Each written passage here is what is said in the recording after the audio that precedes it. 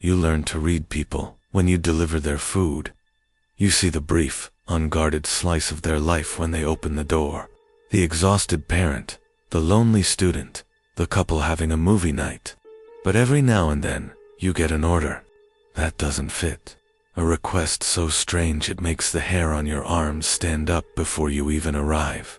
I got one of those orders on a rainy Tuesday night. The final instruction read, "Leave the bags on the porch. Do not knock. Do not ring the bell. We will know you are here. Payment for your trouble is under the welcome mat." It was my last delivery of the night. The pay was unusually high, enough to cover my gas for the week, and then some, so I ignored the initial red flag. The address was in a part of the city I rarely went to, a neighborhood of old, grand houses that had seen better days, their paint peeling under the dim glow of antiques. The house itself was a hulking Victorian, dark and silent, except for a single, weak yellow light filtering through a colored pane of glass in the front door. The rain was coming down harder now, plastering my hair to my forehead as I grabbed the 2 large, heavy bags from my passenger seat. The order was bizarred in large containers of nothing but steamed white rice. No sauce, no protein, nothing, just rice. The sheer volume felt ceremonial, not like a meal. As I walked up the slick, mossy steps to the porch, I felt a powerful sense of being watched, not just from the house in front of me, but from all of them. The whole street felt like it was holding its breath. I placed the bags down gently in front of the door, the faint yellow light from within casting a sickly pallor on the white paper. The delivery instructions replayed in my mind. "We will know. You are here." A floorboard creaked inside, followed by a soft, dry, shuffling sound. It wasn't one person. It sounded like a dozen people moving slowly in unison, just beyond the door. I swallowed hard, my eyes darting to the worn-out welcome mat. It was thin and frayed, with the word welcome barely legible. I knelt, the dampness of the porch seeping into the knee of my jeans, and lifted a corner. There was no cash, just a single, ornate, old-fashioned brass key. As my fingers touched its cold surface, my phone buzzed in my pocket. A new message from the customer. "The tip is inside. First door on your left. Please come in. Don't be shy." The shuffling inside stopped. The silence that followed was heavy, expectant. Every instinct in my body screamed at me to run, to leave. The food? Forget the money, and just go. But the lure of the payment and a terrifying, magnetic curiosity held me in place. This felt less like a delivery and more like a test. My hand trembled as I slid the key into the lock. It turned with a deep, grinding thud that echoed in the quiet street. I pushed the door open. It swung inward without a sound, revealing a cavernous, dimly lit foyer. The air that washed over me was thick with the smell of dust, dried flowers, and something else, something vaguely metallic and sweet. My eyes immediately dropped to the floor, as if commanded by some unseen force. I didn't want to see what was in the shadows of that vast room. Out of the corner of my eye, I could perceive shapes, tall motionless figures standing along the far wall, their presence a palpable weight in the gloom. I didn't dare look up. I focused on the floor, on the worn parquet tiles, and saw the first door on the left, just as the message had said. It was slightly ajar. From within, I could hear a faint, rhythmic humming, a low, sorrowful tune. I pushed the door open and stepped inside. The room was bare, devoid of any furniture, except for a small, rickety wooden table in the center. On it was a stack of cash far, more than the original tip hand, a single porcelain bowl filled with steaming white rice. A single chopstick stood upright in its center. My phone buzzed one last time. The message was short, a guest's portion. I didn't touch the bowl. The humming had stopped. The house was utterly silent. I knew with chilling certainty that the figures in the foyer were now turned towards me, waiting to see what I would do. This was the final step of the test. An offering, an invitation to join them. I snatched the cash from the table, my fingers fumbling with the notes. I backed out of the room, my heart hammering a frantic rhythm against my ribs. I turned and fled, not daring to look back at the still, silent shapes in the hall. I didn't stop to close or lock the door. I vaulted down the porch steps, scrambled into my car, and drove. I didn't look in my rearview mirror until I was back on the brightly lit main road. The order was marked as complete, the payment cleared. I quit that job the next day. Sometimes, when I'm about to eat, I see it in my mind, that bowl of rice, the single chopstick standing like a tiny gravestone, and I lose my appetite completely.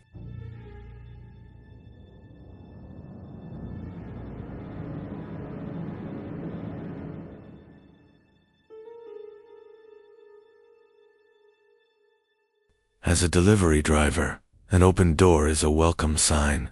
It usually means a quick drop-off, a friendly wave, and an easy trip. But that night, the door was only open a crack, spilling a sliver of warm light onto the dark porch. And when I called out, the voice that answered from deep within the house was too friendly, too eager. "Come on in," it boomed. "The game's on, and I can't miss it." Kitchen's down the hall. An invitation like that isn't normal. It's a breach of the unspoken contract between customer and driver. It's the first step into a trap. I was delivering 2 large pepperoni pizzas to a house in a newer suburban development called Oak Hollow. It was a Tuesday night, just past 9, and the streets were quiet. All the houses were cookie-cutter 2-story homes, bathed in the gentle glow of porch lights. It felt safe, mundane. The only thing out of place was the faint, tinny sound of an ice cream truck jingle echoing through the neighborhood, a cheerful melody that felt strangely out of place in the dark. I walked up to the house, pizza warmer in hand, and saw the front door was already ajar. After the man's voice called me in, I hesitated.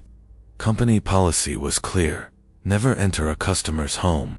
But I was a college kid, tired and behind on rent, and the thought of a good tip pushed me forward. I nudged the door open and stepped inside. The living room was neat, immaculate even. A hallway stretched out before me. "To your left," the voice called again, still distant. The hallway was longer than I expected. The walls were covered in framed family photos, dozens of them. But as I walked, I noticed something deeply unsettling. In every picture, a wedding, a birthday party, a beach vacation, the faces were all smudged, indistinct blurs of color, as if they had been deliberately rubbed away. The cheerful ice cream music seemed louder in here, but still maddeningly distant. A cold feeling washed over me. I glanced back at the front door, and my blood ran cold. It was at least 50 feet away, a tiny rectangle of light at the end of a hallway that had somehow elongated the moment I turned my back. I was in a place where geometry was a suggestion, not a rule. I wanted to run, but I was frozen, pulled forward by the cheerful voice and the promise of a transaction. I finally reached the kitchen, a bright, sterile room. The man was nowhere to be seen. I placed the pizzas on the granite island, and the voice called out again, this time from directly above me. "Thanks a million. Tips on the counter. Just leave the receipt and I'll sign it." The voice was just as friendly, just as booming. It belonged to a man who had no idea his house was a nightmare. On the counter sat a crisp $20 bill.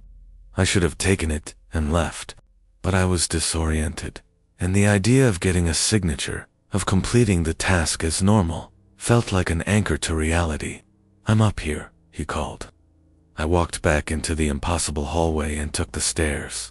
Each step felt like a descent into some deeper wrongness. The ice cream jingle was clearer now, but warped and sour, like a dying music box. The top of the stairs opened onto another long hallway, an exact copy of the one below, lined with more photos of faceless people. All the doors were closed except for one at the very end. As I walked towards it, a morbid curiosity made me try the handle of a closed door. It opened into a bedroom, but it was an exact replica of the living room downstairs. I opened another. It was the kitchen again, identical in every detail. The house wasn't a home. It was a collection of copied rooms, pasted together in a way that didn't make sense. I reached the open door at the end of the hall. The warped music was coming from inside. I peered around the frame and saw him. He was a large man, standing, with his back to me, looking out the window into the dark. "Perfect timing," he said, his voice now calm and close. "They're just getting to our street." I looked past him, out the window, expecting to see streetlights and the flashing beacon of an ice cream truck. But there was nothing, just a silent, starless, black void. An absolute emptiness where the neighborhood should have been. My breath caught in my throat. I looked around the room and saw the source of the sound. On a small table sat a child's music box, its tiny metal cylinder spinning, plinking out that horrible, cheerful tune. "My favorite," the man said softly, still, facing the void. "It always reminds me of when I was a boy." He hadn't seen me. He was talking to himself. He was waiting for an ice cream truck that existed only in his memory. In a house that existed outside of reality. I didn't make a sound. I backed away from the door, my heart pounding in my ears. I turned and ran, the faceless families watching me from the walls. The house seemed to shrink around me as I fled, the hallway returning to a normal length. I burst through the front door into the humid night air, and didn't stop until I was in my car, fumbling with the keys. As I sped away, I glanced back at the house. He was in the window now, a hulking silhouette against the yellow light, perfectly still, watching me leave. Then, as if a switch had been flipped, the faint sound of the ice cream truck jingle vanished completely.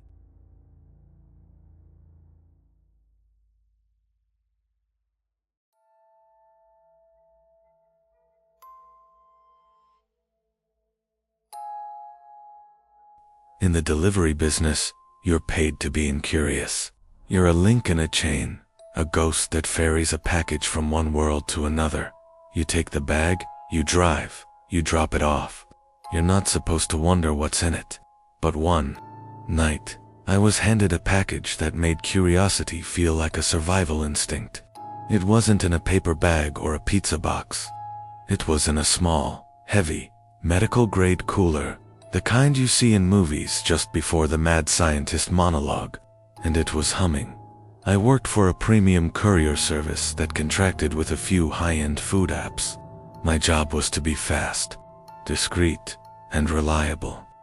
This order was flagged as priority gastronomy, with a payout that was more than my weekly salary. The pickup wasn't a restaurant, but a sterile, unmarked ghost kitchen in an industrial park. A man in a sweat-stained chef's coat and a surgical mask met me at the door. He didn't say hello. He just thrust the humming cooler into my hands. It was surprisingly heavy and cold, like a block of dry ice. "ASAP," he hissed, his eyes wide with a fear that went far beyond a bad dinner rush. "It's for Mr. Sterling. The temperature is critical. Do not, under any circumstances, open the container." I nodded, secured the box in my passenger seat, and peeled out of the parking lot, the chef watching me until I turned the corner. The delivery was to a penthouse apartment downtown. The GPS said 30 minutes. As I drove, I couldn't ignore the box. The low, electrical hum it emitted seemed to vibrate right through the seat, a constant, low-frequency thrum that made my teeth ache. Then, as I hit unexpected gridlock on the freeway, the nature of the box began to change. The surface, once cold, was now growing warm against the upholstery, and the humming was shifting, resolving itself into a slow, rhythmic pulse. Thump dash thump, dot dot dot, thump thump. It was the most deliberate, organic sound I had ever heard from an inanimate object. My phone buzzed. A message from the customer, Mr. Sterling. "Status." I typed back. "Stuck in traffic, ATA Bentamings." The pulsing in the box seemed to quicken in response, growing more insistent. I felt a wave of anxiety wash over me, a feeling of claustrophobic panic that wasn't my own. It felt like it was radiating from the box. My phone buzzed again. Unacceptable. Get here. The box was hot now. The thump was faster, a frantic, desperate rhythm that resonated deep in my own chest. It felt like I was in a car with a dying animal, or something far, far worse. By the time I pulled up to the glittering glass tower of the apartment building, the cooler was vibrating violently. The pulsing was so strong I could feel it through the steering wheel. I grabbed the box. It felt alive in my hands, and ran into the lobby. A stern-looking doorman gave me a nod and pointed me to a private elevator. The ride up to the penthouse was the longest 60 seconds of my life. The box shuddered and pulsed, and I felt dizzy, my ears popping from a strange internal pressure. The elevator doors opened directly into a massive, opulent apartment. A woman stood waiting. She was perfectly dressed, but her face was a mask of sheer terror, her hair disheveled. She didn't speak. She just stared at the cooler with a raw, desperate need. I placed it on the marble floor between us. The moment it was down, she fell upon it, her hands fumbling with the heavy-duty latches. There was a loud hiss as the seal broke, and then silence. The pulsing stopped. The pressure in my head vanished. The relief was so sudden and total that I almost collapsed. The woman threw open the lid. I couldn't see the contents clearly from my angle, but I saw her reach inside. She lifted something out. It was a large, glistening piece of what looked like raw, dark meat, perhaps a steak or a liver, but it was covered in a web of what looked like veins, thin blue lines that pulsed with a faint, residual light. As I watched, horrified, the light in the veins faded, and they turned a dead, sullen black. The woman cradled the strange meat to her chest, looking at it not as food, but as a rescued loved one. She began to sob, deep, racking sobs of pure relief, whispering, "Oh, thank God, thank God, .. She looked up at me, her eyes wild. She shoved a thick envelope of cash into my hand, far more than the promised payment, and pushed me back towards the elevator. "Thank you," she choked out. "You don't know what you've done. You saved us." The elevator doors closed on her hunched, sobbing form. I never reported it. Who would I report it to? And what would I even say?